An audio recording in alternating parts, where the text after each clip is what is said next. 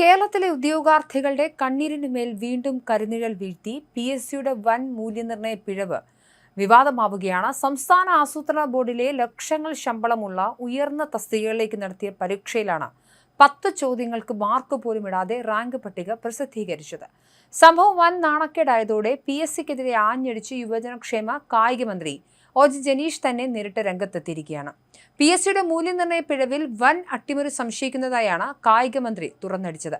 കഴിഞ്ഞ 10 വർഷമായി രാഷ്ട്രീയമായി PSC ദുരുപയോഗം ചെയ്തുവെന്ന സംശയം പൊതുജനത്തിനുണ്ടായാൽ തെറ്റു പറയാൻ പറ്റില്ലെന്നും വെറുമൊരു ആഭ്യന്തര വിജിലൻസ് അന്വേഷണം കൊണ്ട് ഇതിൽ കാര്യമില്ലെന്നും മന്ത്രി തിരുവനന്തപുരത്ത് പറഞ്ഞു. DGP, IG റാങ്കിലുള്ള ഉന്നത ഉദ്യോഗസ്ഥർ തന്നെ ഈ തട്ടിപ്പ് അന്വേഷിക്കണമെന്നാവശ്യപ്പെട്ട് മുഖ്യമന്ത്രിക്ക് കത്ത് നൽകുമെന്നും ജനീഷ് വ്യക്തമാക്കി. 1.25 ലക്ഷം രൂപ അടിസ്ഥാന ശമ്പളം ലഭിക്കുന്ന സംസ്ഥാന ആസൂത്രണ ബോർഡിലെ ഇൻഡസ്ട്രി ആൻഡ് ഇൻഫ്രാസ്ട്രക്ചർ വിഭാഗം chief, perspective planning divisional chief, planning coordination divisional chief എന്നീ തസ്തികകളിലേക്കാണ് 2023 ജൂലൈ 13 പൊതു പ്രാഥമിക പരീക്ഷ നടന്നത്. ഇതാണ് വിവാദത്തിലേക്ക് വഴിവെച്ചത്. 2025 മെയ് 31 റാങ്ക് പട്ടിക പ്രസിദ്ധീകരിച്ചു. പിറ്റേ മാസം തന്നെ ഇൻഡസ്ട്രി ആൻഡ് ഇൻഫ്രാസ്ട്രക്ചർ വിഭാഗം ചീഫ് തസ്തികയിലേക്ക് ഇടതു സർവീസ് സംഘടനയുടെ സജീവ പ്രവർത്തകനായിരുന്ന 1ാം റാങ്കുകാരന് നിയമനം നൽകി. മാർക്കിൽ സംശയം തോന്നിയ മറ്റ് ഉദ്യോഗാർത്ഥികൾ ഉത്തരക്കടലാസിന്റെ പകർപ്പ് ആവശ്യപ്പെട്ടെങ്കിലും നൽകാത്തതാണ് ദുരൂഹത ഉയർത്തിയത്.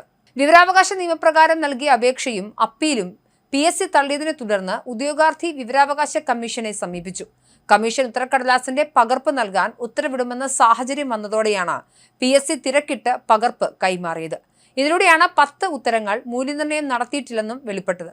ക്രമക്കേട് പുറത്തു വന്നതോടെ സംഭവത്തിൽ ആഭ്യന്തര വിജിലൻസ് അന്വേഷണവും PSC പ്രഖ്യാപിച്ചു. ചില ഉദ്യോഗാർത്ഥികൾ കേരള അഡ്മിനിസ്ട്രേറ്റീവ് ട്രൈബ്യൂണലിനെ സമീപിച്ചതിനാൽ ഇതിനകം നിയമനവും അഡ്വൈസ് മെമ്മോയും ലഭിച്ച 2 പേരുടെ കാര്യത്തിൽ തുടർ നടപടി ട്രൈബ്യൂണലിന്റെ തീരുമാനം അനുസരിച്ചായിരിക്കുമെന്ന് അറിയിച്ച് PSC കൈകഴുകി.